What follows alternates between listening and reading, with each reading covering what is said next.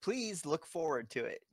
Episode 20, October 23rd, 2016.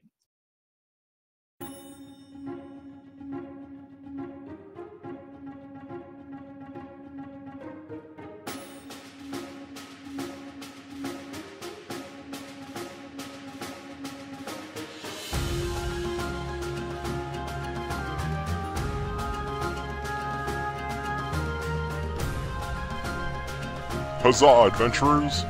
Welcome to Loot Table, your one source for all things online gaming.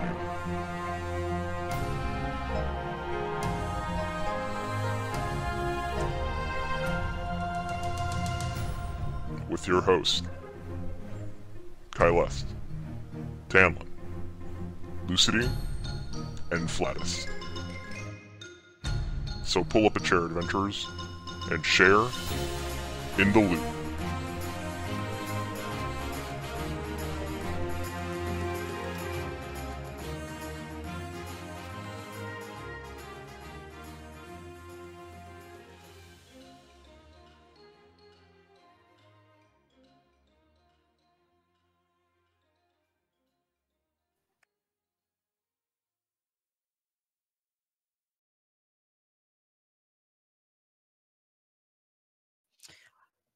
Live from Desert Rain Studios, talking about all things fun and interesting in the world of online video games. Connecting gamers with the game they play. Won't you please pull up a chair and join us at the Loot Table?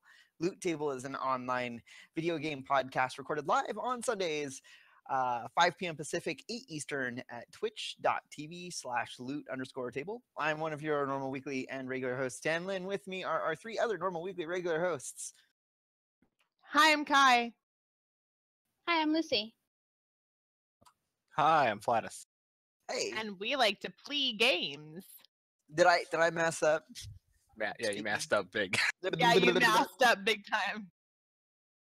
I am sorry. I was thrown off because of the conversation we were having right before. I'm like, oh, we're gonna go live now. I hit record, and then you guys are still, and I'm like, oh.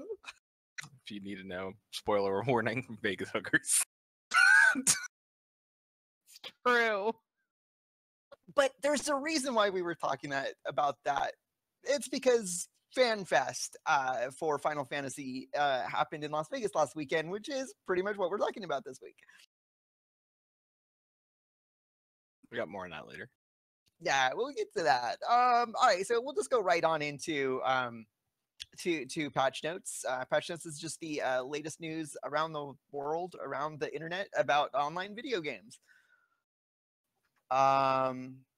Actually, no. Before we do that, we got something else to do, guys. We have a man in the hospital. If you guys don't know, for you watching the recording later or listening later, Chewy was one of the original hosts of the Evercast show back when it was the Evercast show, and he's in the hospital once again for issues with his pancreas. Evidently, it's trying to kill itself, and he's trying to not let it die. But I just wanted to take a moment and, use the power that I possess with the show or whatever, to ask all of you that when you hear this not live right now, or when you hear it later on, tweet at him, let him know that you are thinking about him and hoping all of the best thoughts that he recovers from his illness. Do it. Do it now. All right. So patch notes. The latest from World of Warcraft is that they did a Q&A a week or two ago, and they announced when patch 7.1 is coming out. That's the first major content patch from the launch of Legion. And it's coming out on Tuesday, October 25th, which is really, really quick for Blizzard, all things considered. It will include a new, what they're calling a mythic dungeon, which isn't like the other mythic dungeons, but it's mythic in terms of length of time and rewards that it will give you. It's not something that you're going to be pugging into. It's basically like a mini raid for smaller sized groups, and it is Return to Karazhan. Also included in this patch is a new 3-boss raid called Trial of Valor, along with some other content like quests and continuing on in the story. So my thoughts on this really quick is that if they have a drought at the end of the expansion while they're rushing out content now, I'm going to be hot. I'm going to be mad. I'm going to be like, you could have put off this patch for another month or two, and no one would have been really complaining about it, because like we're still, knee deep in the content that was there when the game launched. I'm out. I know, I saw that. And I don't blame you. It comes with the territory. We're all drawn to different games for different reasons, but they're all fun. Other bit of news, talking about fun games. I meant to do some other stuff last night, but I opened up that game called Civilization 6, which launched on Friday. And then the next thing I know, it's 11 o'clock at night, and I'm like, wow, where'd the time go? Is it better than 5? Like, It's at launch, it was better than 5. Was at launch. 5 didn't launch with the cultural and religion parts of the game fully implemented into the game, and 6 does. 6 has different. They went instead of going with a photorealistic portraits of the other enemy leaders, they went with a more cartoonish stylized look, and I think it really it looks a lot better. Especially the way that the characters model themselves, like you can tell when they're like a little angry at you. So yeah, it's England. Oh my God, needs to get up of her high and mighty fucking horse. I've played that for Kai. But yeah, I think that a dog decided that I am now his new best friend, and he just put his head on my foot, and now is wagging his tail, and you can hear it going thump, thump, thump, thump, thump. He's my new best friend. He's like, I also enjoy Civ. And it's funny because the dogs are terrified of him if I'm not home. Like, they will not go near him. Like, no, you can't touch me. Mom's not home. You can't touch me. No. So other news, Nintendo announced their new gaming console. Yeah, Switch. The Nintendo Switch, or the NX. I thought the NX was a cool name, but I get why they call it Switch. I think it's we went over our initial impressions of it just before the show. I think that it's good because they're going after a different type of gaming experience than what the PlayStation 4 and the Xbox One are going for. The PlayStation 4 and the Xbox One are going for your multimedia gamer who wants a box to be connected to the internet for all the stuff, but doesn't want a computer. Yeah, this is more of a you can take it anywhere. Like, you come home, bring it to work on your lunch break, play your game, come home, snap it into the base, and then you're playing your game still. Like, you don't, which I think is great. Like, you don't, what gamers always kind of strived for or wanted was the ability to take what they're playing at home on the go. And this kind of answers that question. Like, I know, like, as PC players, we don't get that option sometimes, unless unless you leave your computer at home on and you remote in. Remote in. But I don't. I've never done it. I don't even know if I know how to do it. So I mean, but it's cool though, because some things I took away from the video, some things that I think are great, and I took away from the video is that we're stepping away from what I can tell, motion control, because I didn't see them using any sort of motion control. The little controllers that slide into, like, the little Switch controller can be used for two things. They can slide in, you can slide them onto the screen console that you take with you, so you have like a controller attached to it, so much like the Wii U kind of right now, but thinner, which I enjoy. That screen has a kickstand and an audio jack, and it's using cartridges, not discs. Also, I also assume that it's going to have expanded storage. I would guess. I'm assuming it's going to use like an SD sort of reader or something to hold that data. And then also the little controls that slide in on and off. You can use this as a second controller. So if you bring it with you, you bring it to a friend's house, you're out at a park, I don't know where, but I guess you can like hand them one of the controllers and play 2-player with it. So that's kind of neat. I think that's kind of awesome that it's now mobile, something you can bring over to a friend's house and be like, hey, you want to check out kind of like this thing? And it also makes me think that you can also bring over the device or bring over the cartridge, which I kind of like, that you can just get like a little sheet for the cartridges and just bring them over to your friend's house and be like, boop, all right, let's play this. Yeah, that's one of the things that we've talked about before about like originally it used to be that, you know, if you had a Nintendo game that your friend didn't have, but you weren't playing it at the moment, you could lend it to them. And of course there was that whole like, give me my game back, man. You know, if there was a falling out with your friendship, but with new digital rights management, it becomes much harder to be able to lend games to people. And that's kind of a drawback from the way things have moved. Yep. So super. Oh, also they have a separate controller that kind of looks like an Xbox controller, which I kind of dig. I'm so glad that they're going back to that. Like clearly they made a very much focus on like, we have regular controllers this time, guys. Don't worry, it's not like some nunchuck bullshit. So I'm down.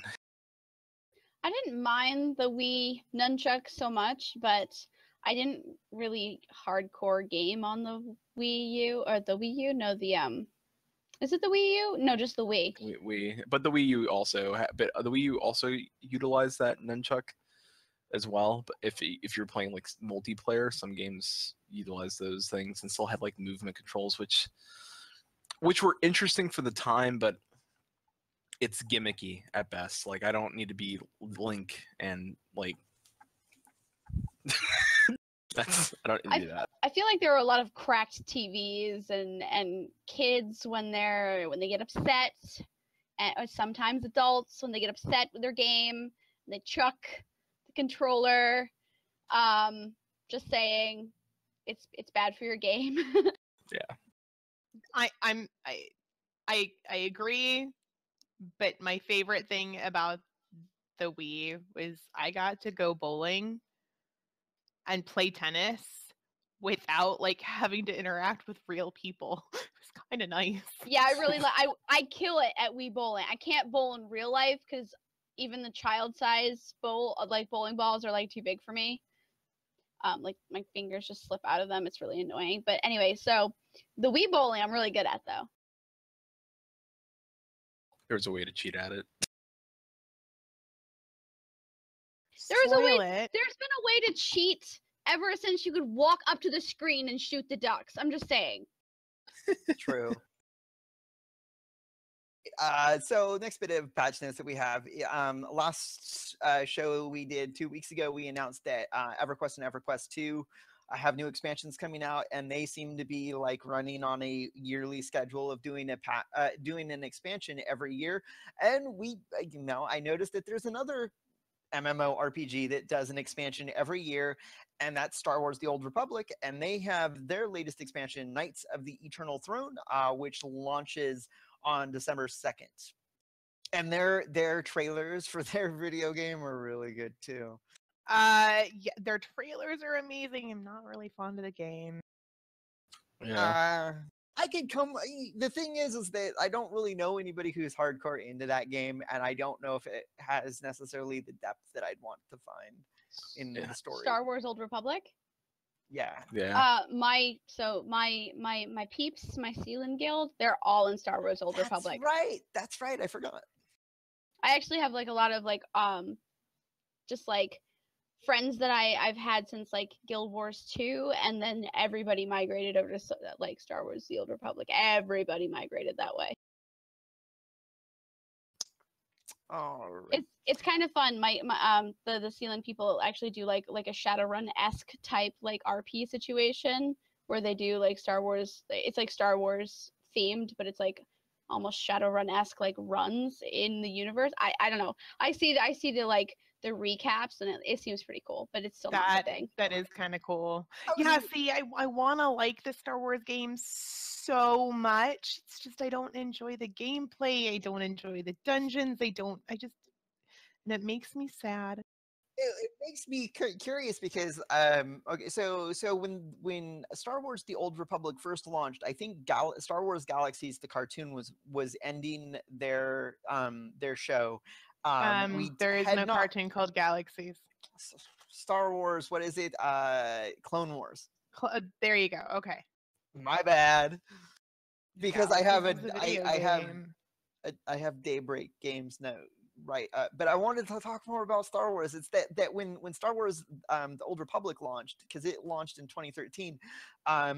For one thing, Disney hadn't bought Lucasfilms yet, and so now there is this just amazing resurgence of everything Star Wars going on right now. And the reason I bring this up is because they cast Don Glover, who is an actor, as the young Lando Calrissian.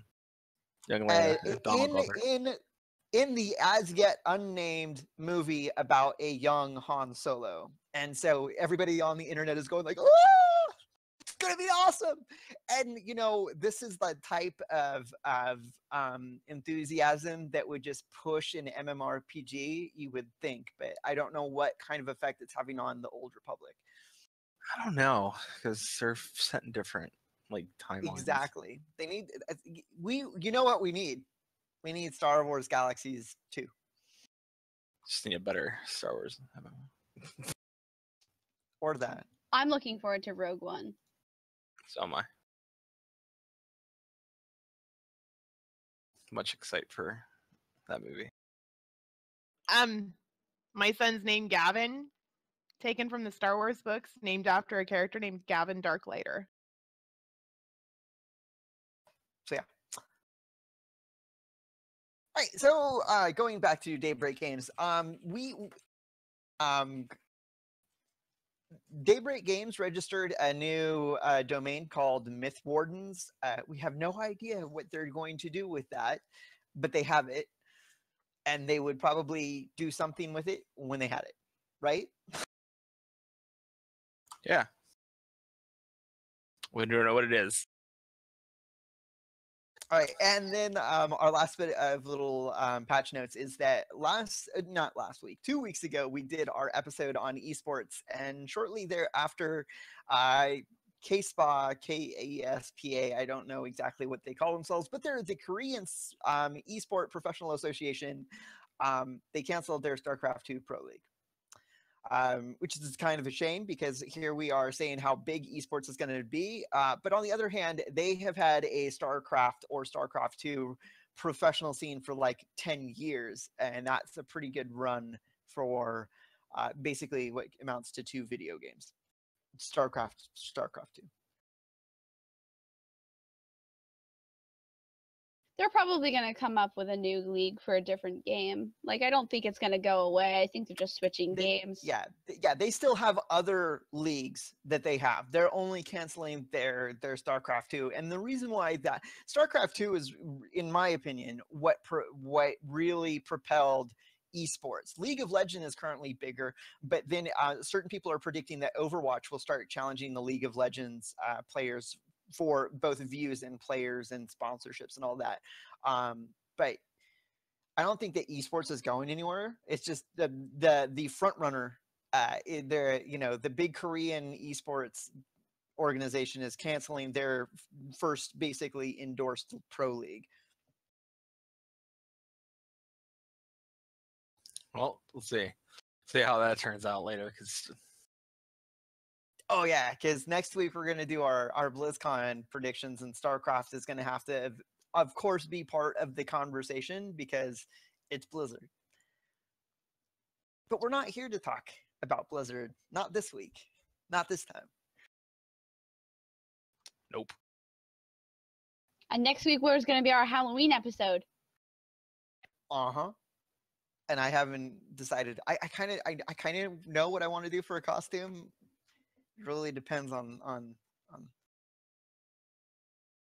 it'll be fun.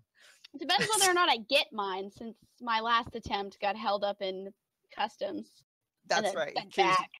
Because you're, yeah, customs and immigration, they know your name. Yeah, they do. They definitely do. And my fingerprints and my mugshot and. They do not like you. She's trying to get a costume. Not today. Not on customs. A costume for what?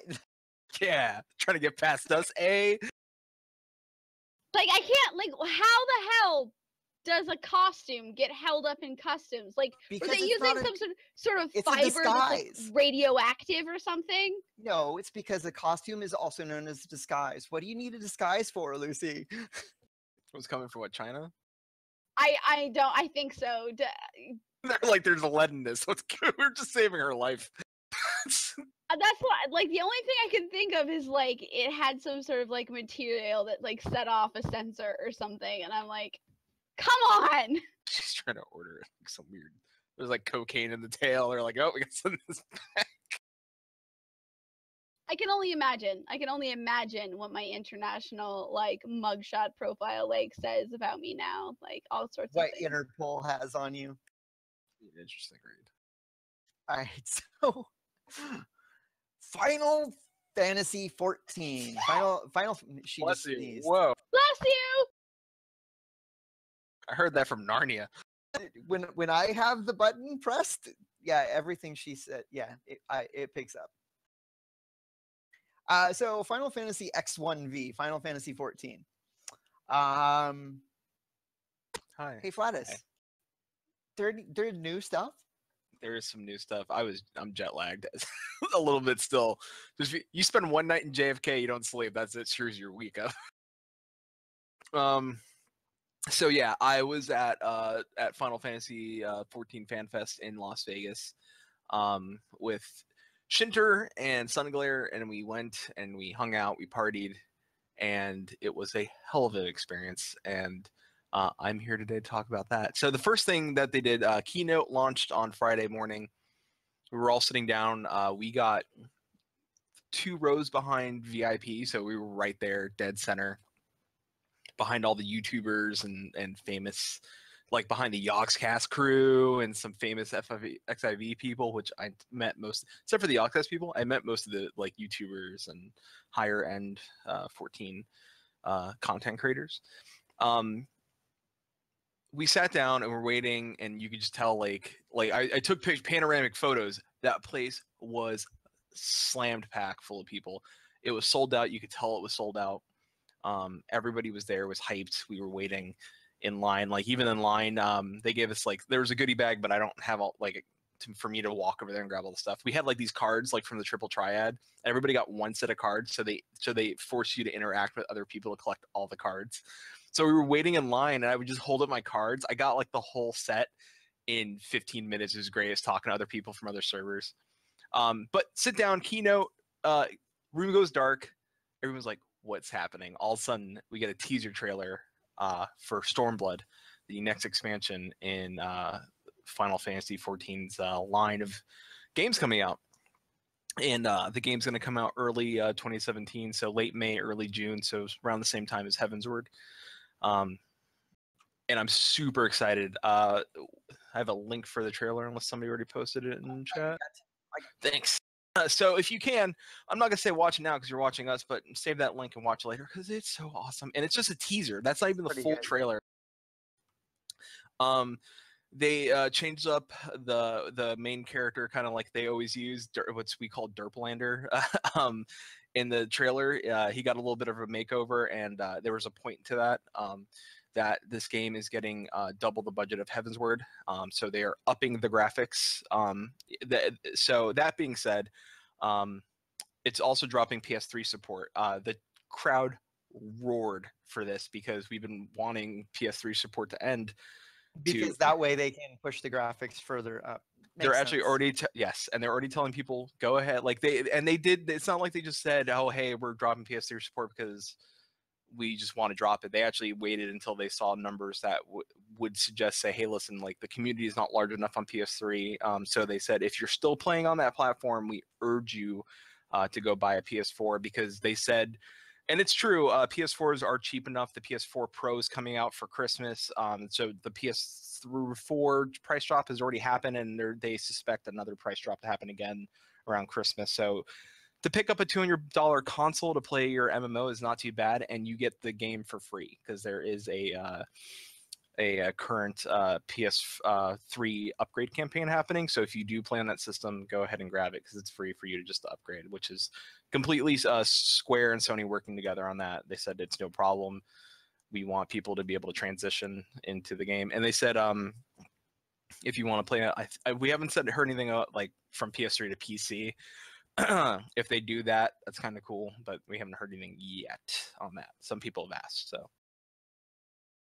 Yeah, and I've already gone ahead and I've posted the link to the campaign, the upgrade campaign, so that if you're playing Final Fantasy XIV on a PS3, this is the information you'll want to know when you upgrade to, or when you go and try to upgrade to PlayStation 4 account.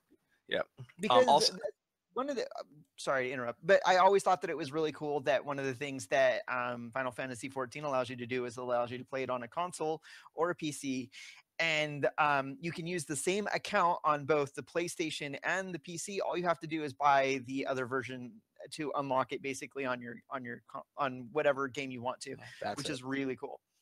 Yep, and you can also use a mouse and keyboard on your your PS4 as well to play the game, which I did, and I'll get to that on my next the next set of topics we got going into this. But it's interesting playing on the console. But I have to say that given knowing like the range kind of specs, it looked great. Like the game still looked great on the console. So like if you can't afford to get like maybe a mid-range, probably like a mid-range PC to play this game, I would say throw down the money, get upgrade to a PS4 and get the game for free. And then you can hook up a mouse and keyboard if you want to play that way, or if you're comfortable using controller, God bless you, because I don't know how you do it. So, because I can't figure it out. Off topic, I'm sorry to tangent. Did you see the video of the guy who was playing Overwatch with the toy bow and arrow? Yes, I did. I watched him live. Wasn't that amazing? Yeah, it was great. It was pretty interesting. He was doing really well. Like he was doing pretty good. I know that guy's done other games like that. Like he uses like weird, like he sets up weird controllers, and so good for him. That you got to find it. Like sometimes you got to find a gimmick on Twitch to get followers. If it's playing with weird controllers. If it was an other MMORPG, I might do something like that. I think it'd be kind of fun to be like, like pull back your bow and arrow and go hunting in a dungeon. I saw a YouTube video of somebody who took that camera view, the action camera view from WoW. I don't know if it's still in game, but he took a couple of different mods that allow you to remap a controller, and he put it in that angle, and he said he totally could play, and he did. He totally was playing WoW controller-wise. It was pretty cool. Like remapped a controller and was playing WoW like that. And he said it's entirely possible to put this on a console. When I was a new gamer, back in playing my first MMORPG, I didn't understand how you would control. So I went and bought like a controller, not a joystick controller, and I thought that that's what you use to play MMORPGs. This is a long time ago. God, he's so cute. I was literally just like, "Oh, Tannlin. Aww. What are you doing with it? What are you doing over there, Tannlin?" I'm playing my computer games. And the sad thing is like you never actually, like, a lot of times when children first try like a new skill or something like that, you can be like, "Aw, look at you trying," but you can't even do that anymore because they get technology like that. Like they're like, "No, I got this." Like, don't even explain the controllers to me. I'm waiting for that a little bit. Nice. So with the expansion, there is coming some cool stuff. One thing I'm super excited for is the Forbidden Continent of Eureka. The Forbidden Continent of Eureka was a dungeon in Final Fantasy III, but it's not a dungeon this time around. It's actually a literal like open world part of the map that you can go to, and it's for exploratory purposes. And there's going to be what are called H&Ms, so hard notorious monsters. Some rare spawns are going to happen there, and also they said that they're looking at the idea of the weapon that we currently have, like the animal weapon and the Zodiac from Realm Reborn, that Eureka is going to be linked to growing the power of these weapons, which I think is really cool. So I'm excited because I like the exploratory. So it's taking the idea of what we have right now in Heavensward, this exploratory map that you queue for and go into, and it's massive. But this is going to be an entire continent of this. Speaking of the continents, there is going to be the same, possibly one or two more continents than they had in Heavensward, and they're going to be bigger. So I expect that to be awesome. And there's going to be flying, and it's still going to use the Aether Current system, so you can't just go in and start flying off the bat. You have to explore, find the Aether Currents before you can even fly on any of the maps. Sounds like Warcraft. A little bit. The Aether Currents are something in the world. You can get them. You have to explore to get some of them, and then you have to do complete quests in certain dungeons to get the other ones. So some of them you have to actually go and find, and the other ones you'll get naturally through progression. So it's 50-50. Like it's 10 in each zone. I'm not sure how much they're going to increase it this going forward. But I liked it. I like that you had to go out of your way to get the ability to fly, and it doesn't count for each zone. Like each zone's got their own Aether Current system, so you have to go. Maybe you may unlock flying in one zone and not in the other. So you have to. Oh. Yeah. So you have to hustle. The item inventory expansion also got a huge roar, and I'm excited for that because I'm excited to get more expansions placed. And they said that this isn't just going to be like we're just going to give you 20 extra slots. They are going to expand the inventory as much as humanly possible. So that's fantastic, and they're not sure how they're gonna have to do it. They said they're gonna have to do it in two parts because they're also upgrading the server for stability on this, because this is a lot of 1.0 like background muck that they have to go through and re-edit. So they're expanding, they're redoing some of the server background stuff and putting money into that to do inventory expansion, to do it in two chunks. So at the beginning of the expansion and somewhere in the middle, once they have it, they make sure it's stable. So that way we have plenty of item space, because you run out of space quick in this game because they give you a lot of shit. There'll also be a new 4th residential ward coming with the expansion. We don't know what land it'll be with. We don't know if it's going to be with Ishgard in the Frozen North, which a lot of people want, that snowy kind of like living house habitat. But they also said that it's also going to include not only new wards for houses, but also a new apartment complex as well, with another 13,000, no wait, 20, like 50 something, like 20,000 apartments is what they added for each apartment zone. So probably another 20,000 apartments, I would expect. So Damn. yeah, housing's big in this game. They added fish tanks, which are so cool. Like fishers have a reason to sell fish, and it's a great market. So you can catch a shark, and you can fit one giant shark in your fish tank. There's going to be all new primals from past Final Fantasy games, and one specific to Final Fantasy XIV, and all new raids. They've hinted at 3-tier difficulties, so it's going to be normal, hard, and then savage. And what they've said so far is that they would like, if they asked, and it's usually a hint when they ask things like this, would you like to see a different story in savage mode? And the crowd roared. He's like, interesting, I'll keep that in mind. So what that tells me is that the harder version of the dungeon will have a different arc or a different part of the story, leading into what it will be the harder content. And they've started to pull back a little bit on the difficulty this current raid tier to get people into raiding, and raiding has increased overall. Like they've seen an increase of influx of players raiding. Nice. So yeah, and so I don't know, that Eureka, that Alexander Primal fight is insane. It's he works on time. He's time based. This is not an expansion. It's the current. He manipulates time. So there's a part where he'll throw if you're DPS, he'll throw you back in time, and you'll have to DPS other things down to save yourself in the future. So you see yourself fighting the boss from afar on a different platform and outside the time realm. So you have to fight these things before they kill you in the future. So it's kind of like that one bronze dragon that went bad and threw everybody back in time in the instance that he was the final boss in? Kind of. Yeah. Except you see it during, like, it's weird. Like, you're up above, so you can see yourself fighting below. Oh, that's weird. Yeah. You see your other party members and stuff fighting below. It's weird. It's really cool. That is kind of neat. Yeah. I would say that multiple tiers of raids is always a good thing, because you make it too hard and all of the less hardcore, the more casual players start dropping out. And if you make it too easy, then all of your hardcore raiders are like, we got this done in the first week, now what do we do? Yeah.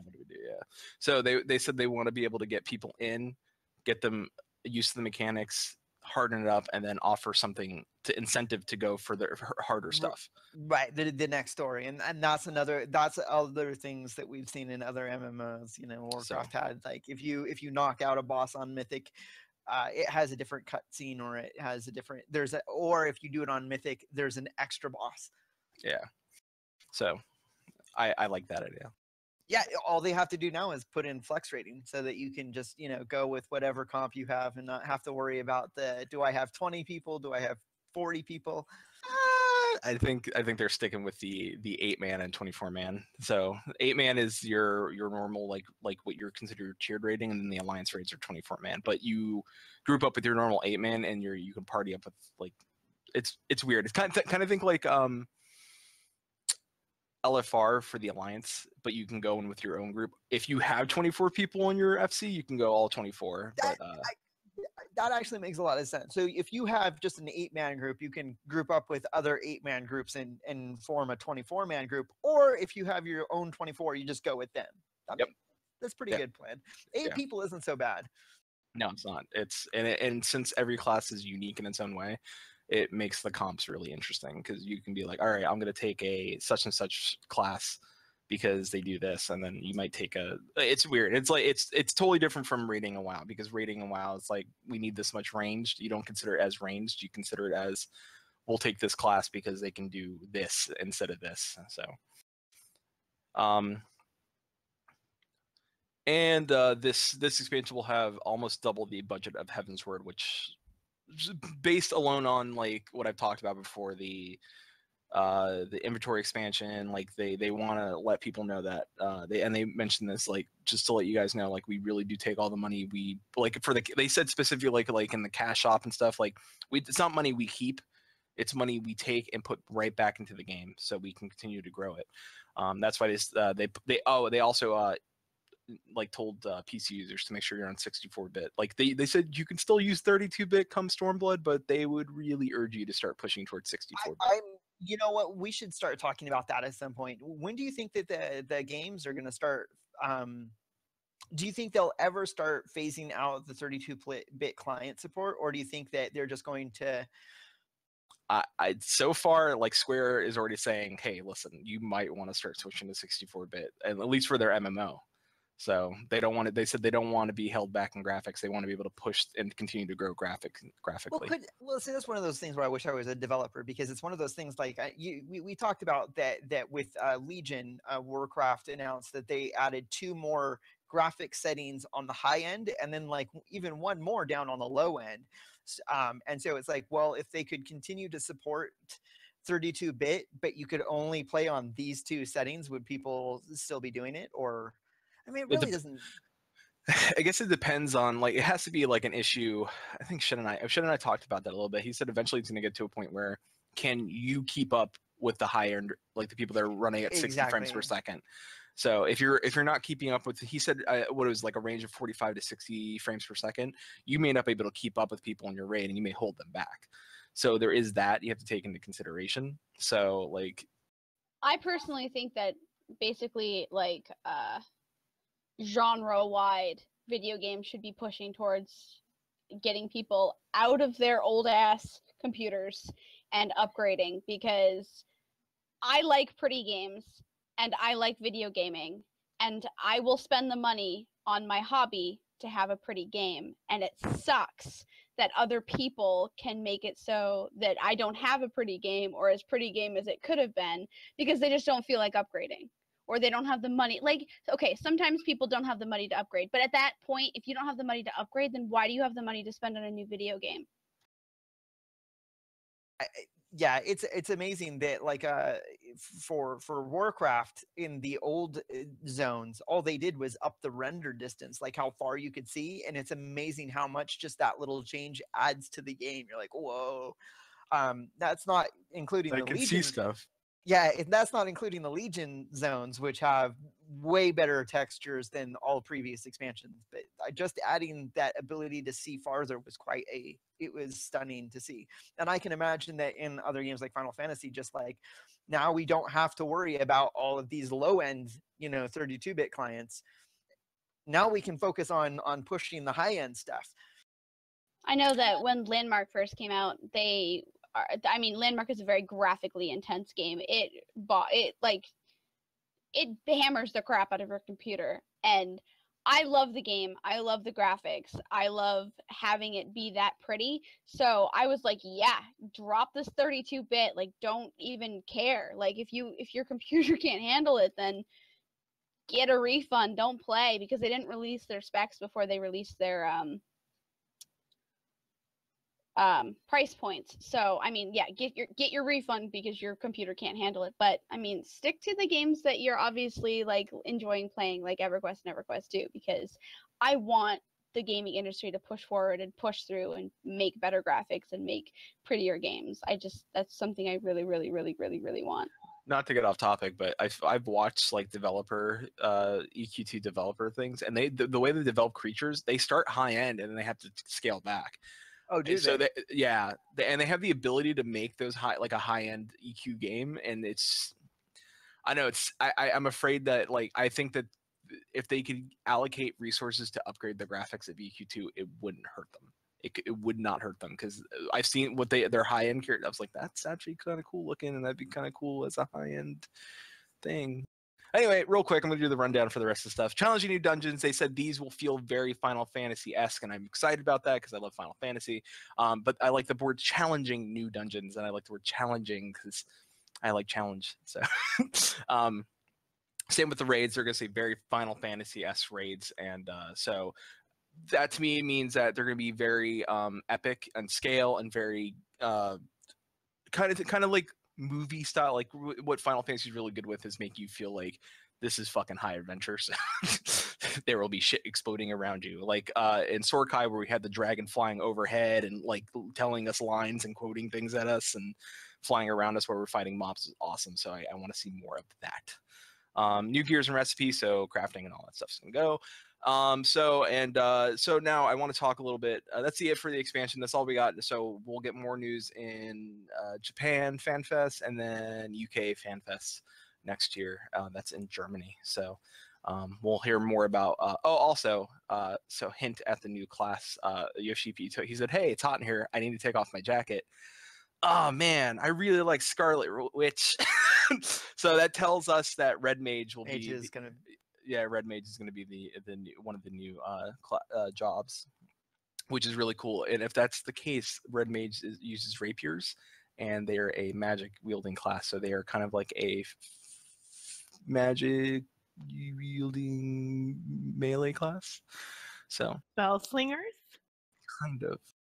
Yeah, But there's a lot of roses and flowers involved. It's really cool. So going over when Heaven's Word was announced, they announced the expansion at Final Fantasy FanFest in Las Vegas, and then they also had their FanFest in the EU and in Japan, and that's where they released the new classes. That was like in the EU one, right? EU, they announced. What they did is they hinted at the job, and they said, "Hey, all right, yeah, this is Dark Knight, boy. We do have another class though, but I can't. Man, it's really hot in here." Takes off, and he has a golden, like a 007 thing. I really like guns, man. The guns interest me. And it was the Machinist, which is a gun wielding turret class. And then in Japan, he didn't do a shirt thing. He was going to, but he's like, I didn't do it. Although we predict that the three classes are going to be Red Mage, Samurai. Ever since we saw the trailer, some people think Dancer, and I think that would be really cool because Dancer was an interesting class from Final Fantasy XI that used like dance moves to buff the party. So we don't know how these classes will play, but Samurai will be a tank because that fits within Final Fantasy XI role. Red Mage is a Could be the healer, which would be a melee healer using magic to heal. Right, because the original Final Fantasy, the Red Mage had no spells of their own. They used some white magic and some black magic, and white magic was the healing magic. Yeah, they were a mixture. And then in Final Fantasy XI, they could use spells from any magic class. And then Dancer was a DPS buffing class where they like did dance moves to buff the party, but then they also did like use 2 scimitars to do damage. So we don't know. We just don't know yet. So we're excited still, and me as us in the community. so I want to talk about. Hold on real quick. Oh, okay, well, just like you said last week, or 2 weeks ago, or back when you were when we covered Legion, like when exciting and new things are going on in one MMORPG, I don't ever feel like I'm threatened by that. Because what's good for one game is good for all games. I agree.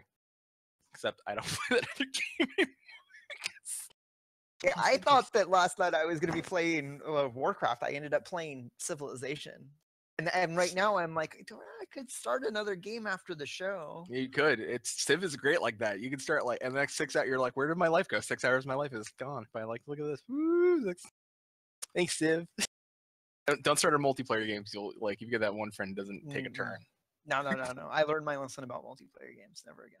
Although I thought they added the thing where you can step away from your computer. Like you could start a multiplayer game and then you could leave it. Like you can still play a single player game and like log into it. And you're like, all right, it pops up notifications. I think. I don't know. I have to look because I thought they had that. I don't know. I'm just saying that I've learned my lesson. Civilization is such a slow and methodical game, especially when you're trying to play it competitively, like versus other people. And it's like, do I really have, 6 hours? Do I have a whole day to lose? I wouldn't hate in a Civ. I know this is way off topic. I wouldn't hate in a Civ expansion if they added. All right, here's the expansion. Also, we have an app that allows you to play the multiplayer games on the go, so you can keep it going and you can make your moves so you don't have to like make it full 3D. You can make it a 2D map and like pick where you need to go and then do your maze and do your turns while you're like on break at work and then come back to the game. Or you just do scenarios. Multiplayer scenarios sound like they would be the most fun. Like, just like, okay, here's the American Civil War. It's a 2-player scenario. Somebody plays in the Union, someone takes the Confederacy, and then you just go at it. Or World War II with multiplayer. It's true. Why not both? All right, so back on topic. Tannlin had a question for Shin. Shin couldn't be here. He's out of town with his family, so family kind of trumps this.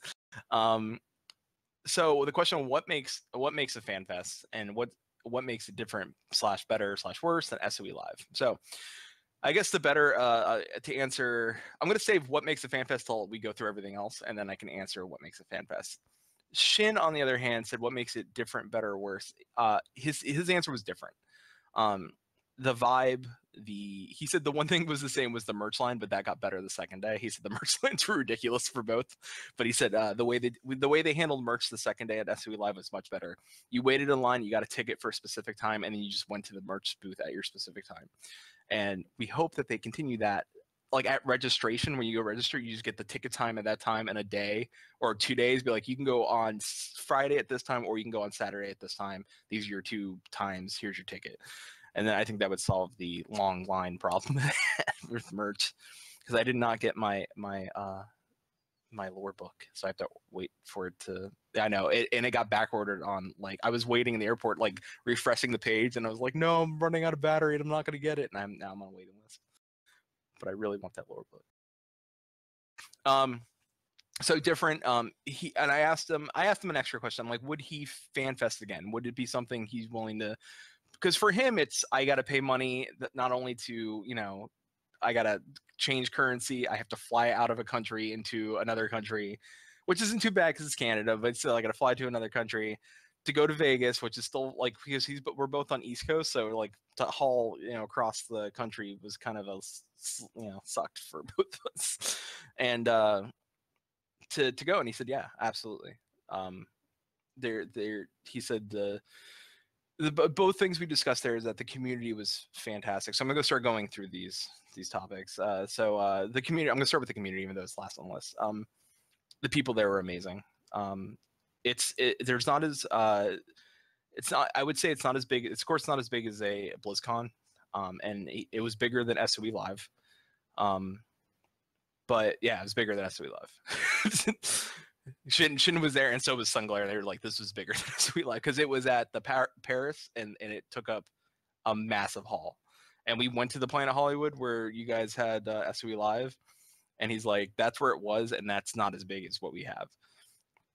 So everybody was fantastic. Like anybody in the community wasn't an asshole. Like we were waiting in line, people were just talking like, hey, we're from this server, what's going on? Like the community has so much love, and the things we didn't hear, like things we always feared, like being like people who like, you know, do content for that community, is like, oh man, they were talking about jump potions and we were afraid that people were going to bring up jump. Not one time did anybody like, hey, we want to skip levels and go right up to, or just like a character boost sort of thing, like kind of like WoW has. Like nobody mentioned that, and that was great because like Yoshi P had mentioned it, like, well, we may consider a character, but nobody talked about it. No one said anything, so it was like we know, like, because he kind of like skipped story and stuff. So I know, like, community was fantastic. I hugged people I didn't know, like like people were like, you're from the dead, and I was like, all right, yeah, thanks. I was told by the and I'm going to talk about, I'm going to actually go backwards almost on these. The devs and the community staff were amazing. The devs have so much passion for the game, like, and I know that like you guys have met Blizzard folks and they have passion for WoW, which is really good to see. And I think that pushes you to play Warcraft more. Like, I think for you guys, no. For me, I don't know. It urged me so much because they were so humble. Like, you had these devs from Japan, and like, you know, some of them didn't speak great English, but they came out on stage and like, you know, thank you so much for playing our, like, they were like bowed to us. Like, we were like, thank you for spending your hard-earned money. Like, they were super nice, and like, they were like, they had their translators up on stage, and I get to meet Foxconn, who's the director of game, like, oh, so cool, so nice. Like, they were so, like, you just find them out and they're just talking, and they were so honored to meet you versus like you meeting them. Like, they were like more like, thank you. They thanked us for playing their game and giving them the second chance for you know, 14 that it deserved. And that was my experience from SOE Live too. Like, talking and meeting with the devs, is that they're really like, it's their rock star moment, because this is like their time to like go and meet the community, and they're kind of like the big deal because they make the game. But at the same time, a lot of them are like, we just are so glad you guys like our game. Yeah. And the thing is it's the exact same way with the Blizzard people too. So while I'm glad that the Blizzard people are super friendly and want to talk to you and hang out with you and aren't like, whatever, that isn't a driving force for me to play, because if that were the case, then I'd still be playing Landmark, because I love the people that work there. It's just not my game. Kind of makes me a little bit, because every time I see Brass, we left this out of patch notes, but Brass took over as the direct community manager for the Rift game, and I'm almost like, well, you know, I've got it. I could load back in. Yeah, and that's the power that she has, simply because I know she's an awesome person, and she like I want to support my friends, the people that I know. I want all of the people to be successful. Care Bear moment. But I play on a PvP server, and if you're AFK, I'm killing you. The community staff is also amazing. Ockmore and AK Chenna Matthews, who handles along with Aya, who handles, like, she's part of the group that watches all the podcasts and listens to the community. Like, she's part of that group that set up like a special Discord for all of the community members, like content creators, to go in and talk and show like, hey, we're posting at this time. You guys should come, and like, they watch all of our shows, and every time that I was around another podcaster or a content creator, she would point to me and Shin and say, watch these guys, because they're new and upcoming and they're really good, and you guys should watch. Yeah, it was really awesome to hear that. Like, she's like, and she apologized. She's like, I'm sorry I couldn't talk. I was setting up all this. I'm like, no, it's fine. Like, this is awesome. So it's like, yeah, it's weird like getting to meet the community staff like that and them say, hey, listen, I do watch your show, I just couldn't interact because I'm busy planning this. And then that her telling other content creators like, you guys should give them a shot. Like so far, like I'm not going to name names, but there's a big YouTuber who does lore who I'm going to have on the show and talk lore with, and I'm very excited about that because he's super popular and he's from Australia, so it's kind of fun. So yeah, super excited. The panels, there weren't Shin pointed out there weren't a lot of panels, but what and these two things are going to go ahead. What you, because it gave you time to do this because everything was in the main room, like you had your panels, you had your center, like all the seats, your screens and everything, so you could watch the panels. So you can be, even if you were sitting in line, you could watch a panel. Like it didn't matter because you were somewhere in view of a stage or a screen and you could watch it. That being said, if you weren't interested in a panel, you had time to go. It gave you rather time to go to one of the Gold Saucer mini games. So it's just like these live. They gave you a live quest to go do. So Shin, myself, and Sungalare grouped up and we went around and solved a mystery for Inspector Extraordinaire Hildebrand to find out why things were going missing from FanFest. And we did this whole big massive like quest, and we got more cards for our so now we can officially play Triple Triad. So we did this whole quest. The panels were super interesting. We got lore and localization with Koji Fox, who lives in Japan. He's American, but he does all the localization. And we learned some cool things, like everything is written for the American game first, and then translated into Japanese. So it's not the other way around. Everything is written from the Japanese localization after the American game is written out, so that it is so it falls more in line and it flows better. So that way he said it's easier to do the localization that way than vice versa. Well, and I was thinking that that it's not just the Japanese and English. They also have other languages that they support, right? Yes. I bet you that it's easy to go from English to Japanese, English to German, English to French, English to Russian, that it is to go from Japanese to English to one of those languages, or from Japanese to all of those languages. So it kind of makes sense, but it's shocking that you don't actually think about that until somebody points that out to you. As like, hey man, yeah, we write it all in English first. Yep. So Koji was really interesting, and Koji also writes all the lyrics for a lot of the songs. So he had one for the new Sophia fight, and it was she's the goddess of balance, and he wanted to specifically talk about those lyrics, which we took pictures of. So if you go to Maelstrom_radio, you can see those lyrics.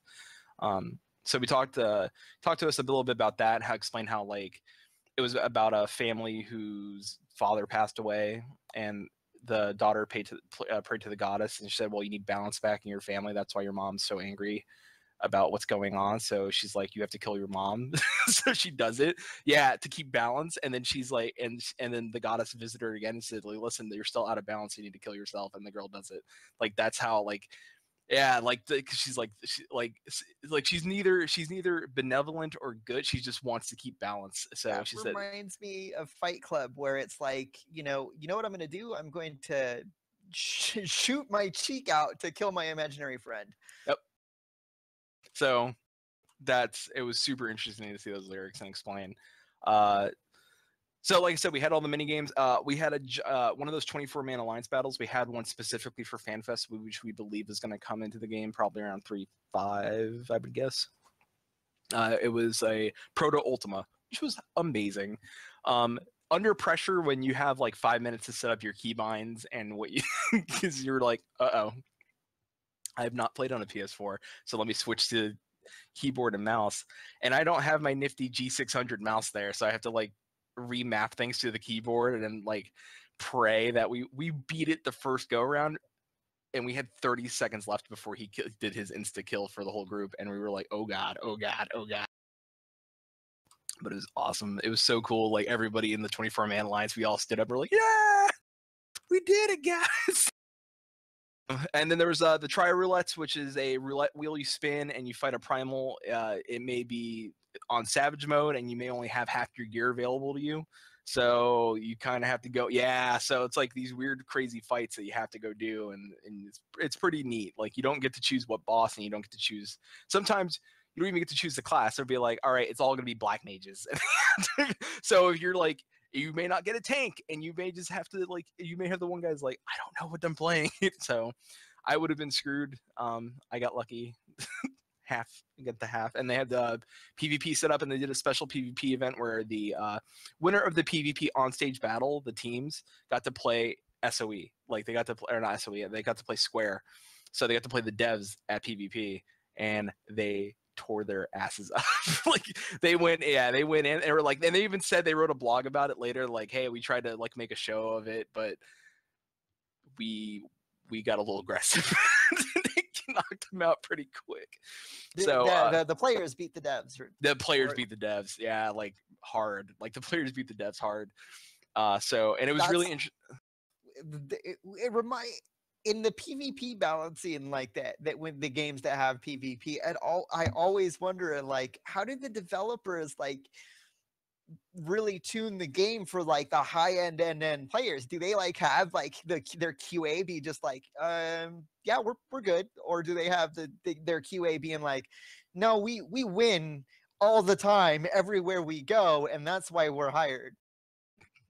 I'm always curious about that. I know that League of Legends hires pro gamers to work their QA. Like, well, the PvP community gets direct lines to Square, so they can, because PvP is really new to the game, and the Feast was like their first, like, it was 8v8, so you had 2 sets of healers, 2 tanks, and then 6 DPS on both sides. So it was really interesting to watch that fight, because there's like different buffs on the screen, and there's culling time. If somebody hasn't died, they take a debuff, so you can like, they'll take more damage, and it's really weird. But they added like viewing, so we're gonna try to shoutcast one night. So nice. Yeah. So does somebody, Final Fantasy doesn't allow custom mods to it, right? So if they had a spectator client for watching PvP, it would have to be something that they wrote themselves. Yes, they have the ability to write the API. They just haven't yet. It's something they want to add to the community, but they just haven't figured out how it'll be worked, because there are some things they don't want. Like, because if they give people access to the API, they know people will be able to data mine, and they want to keep some things a secret, and they don't know. They're trying to figure out how to keep stuff out of people's hands, but still give them access to the API. Oh, I totally get it. Yep. I know that how other games have developed their PvP community, when it's like, we can only do so much, because the developers will only give us those certain tools, and that's not a lot. Yeah, so they're trying to figure out how to give them what they can to not allow them to dig in and be like ruin story or ruin anything like that, because story is a big part of this game. And let's see where I'm at. Let's see. All right. Probably last but not least is probably my thoughts, because it's kind of like my first con and my first trip out there, and then what makes a fan fest. And I think the answer, for both Shin and I, was that it was the community itself, just like meeting the devs, meeting people that enjoyed the same game as you. Like where BlizzCon, it's like, you should, like BlizzCon probably from old BlizzCons, where it was like pretty Warcraft focused, and then like it had a background of StarCraft and Diablo before they had everything else. Now BlizzCon's very like, whatever is going to be our hot topic is pretty much the focus of BlizzCon, and then like Overwatch. It's going to be Overwatch and probably Diablo. So you don't know what you're going to get, but you know that you should probably be a big Blizzard fan, or really want to meet your like guild and people out there. So it just depends on like, but I think for me, I'd rather enjoy I'm coming out for the game I play, and I'm meeting everybody that plays this game. We signed a wall. There's a character that died. Someone put out may they rest in peace, and like people started leaving like food and snacks and like lighting candles and stuff for the character. It grew a pretty big snack pile, and I was like, Shin, I was like, that's really smart. And he's like, yeah, it's a great way to get snacks. He's like, you put out a picture, and all of a sudden he's like, I don't have to pay for food in Vegas. I just gotta walk by and grab snacks. It was just fun knowing that there was like I think at any point in time, I don't think I like nobody was ever angry or mad or upset. Nobody was like pissed off waiting in a line. There were some like issues with like the outlying staff they hired. Not like that was any like the not the volunteer, because they tried doing volunteers the first year and that didn't quite work out. So they actually hired staff this time, but you could tell some of them weren't gamers or they weren't like they didn't really know what the game was. So like I don't know, and some of them didn't even like computer. Like they just didn't computer, so they had like it was weird. Like I think they should have probably Computer like, is now a verb. yeah, like I don't know, like they could have set up some certain things a little better, but overall, I think it was a fun fan fest. And what makes FanFest is the people. And I would definitely go. I'll probably go again in 2 years.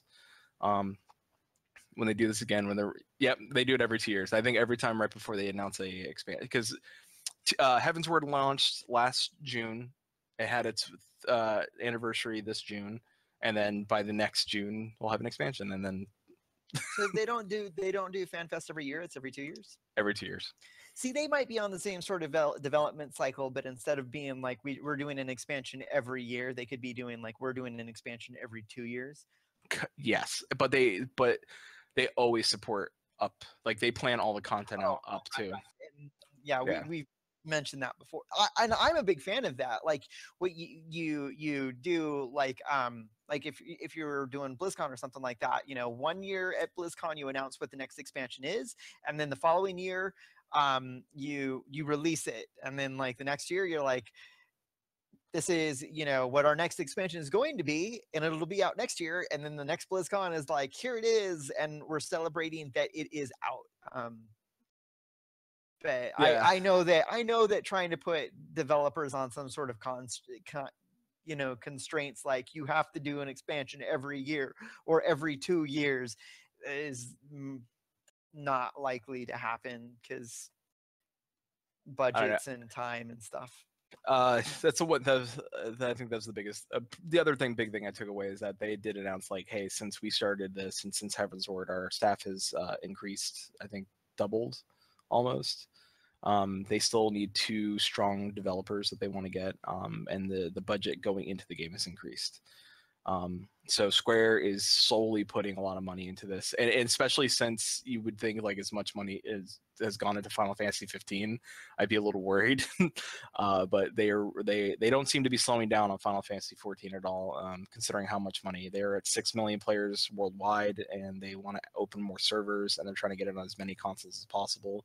There's still talks with Xbox to get it on that system as well, and there were rumors they are one of the signed partners for the Switch, and there may be some talks of it may be going to the Switch, but I don't know with this cartridge-based system. I don't know how that'll work. So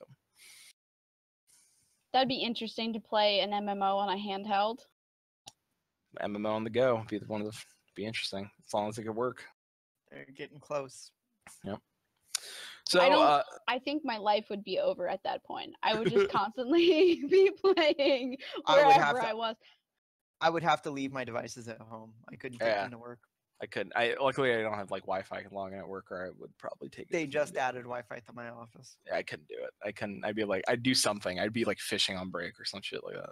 Yeah, I have Wi-Fi at work, but I don't have the time. But I meant like, you know, oh, I have to go to the DMV? Excellent, I'll just bring my device and play, like, kill some monsters, eat up all of my data for the entire month. Yeah, our office didn't have Wi-Fi, but then we had some training or stuff like that, and it became an issue that they didn't have enough ports for the people to connect to. And so next thing I know, like I come in and there's Wi-Fi in the office now, and I can connect to it. And I'm like, this is bad news. I forgot one thing. What's up? They had 2 concerts, and I wanted to talk about them really quick.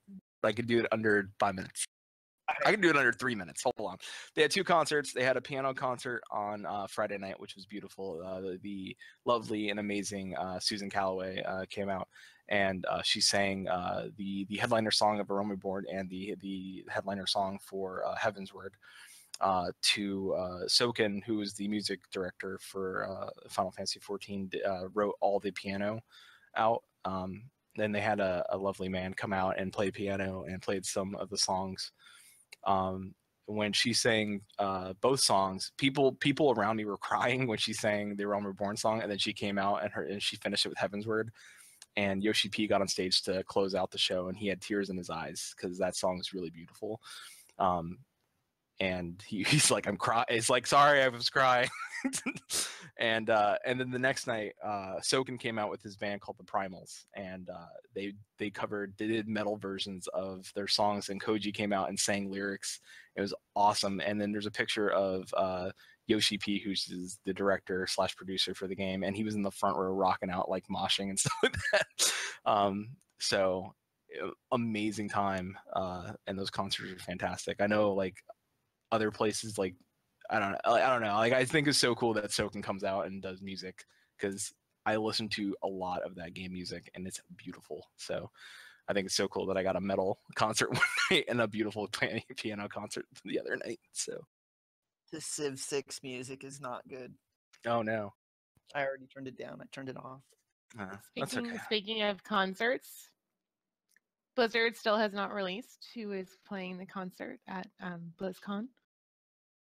It's cutting it close. Yeah, Right? 2 weeks away. I wonder if somebody canceled. Or they're not gonna, or they didn't plan on it. You'd think that we could just get a fucking tweet that says, sorry guys, but it'll just be the Elite Tour and Chieftains this year. On the whole tickets note, Kermit and I have tickets to PAX East 2017. I'm really excited. Woo! Friday, Saturday this year. So we're going 2 days. Nice. I'm PAX East 2017. Hey babe, I'm leaving. go for it. It's so much fun. All right. So that about does us for this week.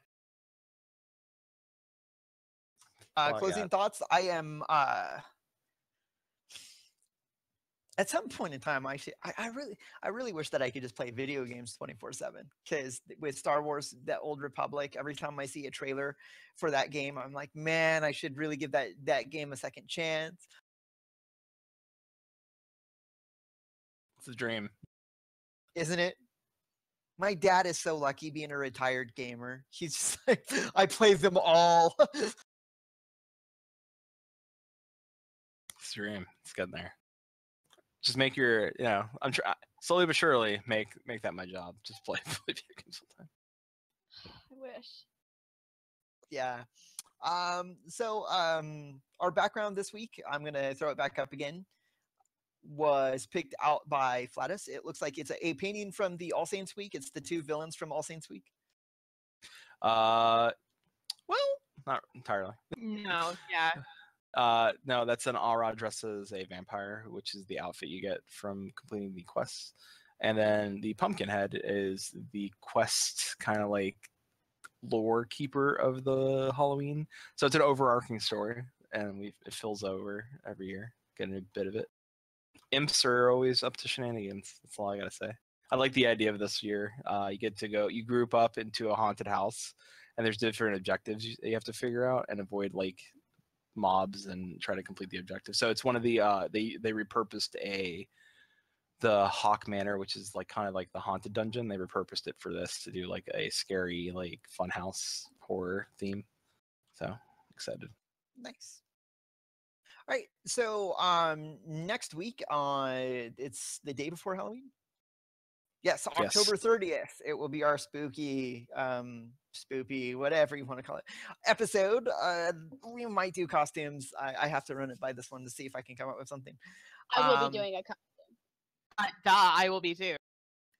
But we will be talking about the other major MMORPG fan festival, which is BlizzCon. It will be our BlizzCon preview and prediction show where we're talking about what we expect will happen in the world of Blizzard, because they usually announce their big stuff at BlizzCon.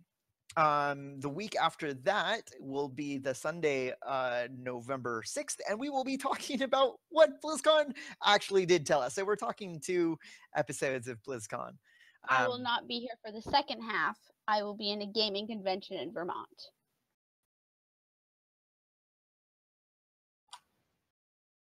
And then sometime before the end of the year, I know that we have been talking about wanting to, we want to talk about EverQuest and EverQuest 2 expansions and Hero Song, because we should have access to, well, they're saying by the end of October, we'll have Hero Song in our hands and be able to play it in their Alpha 3.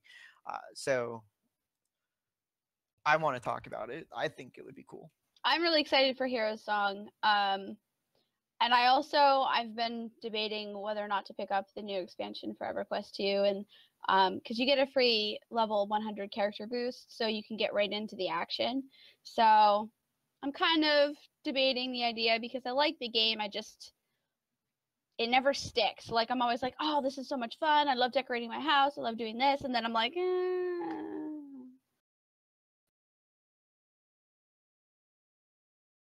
I'll still keep paying you every month, though. So there's that. But that should wrap up our schedule for the remainder of the year, because we normally take most or all of December off to because every weekend it's like we have, family matters to attend to because of the holidays and stuff like that. On my birthday. Oh.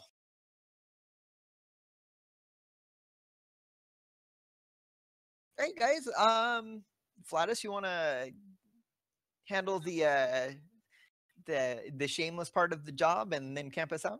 Sure. You can find Loot Table on all of the things. iTunes. You can download the show probably tomorrow morning. Tomorrow or Tuesday, probably around that time.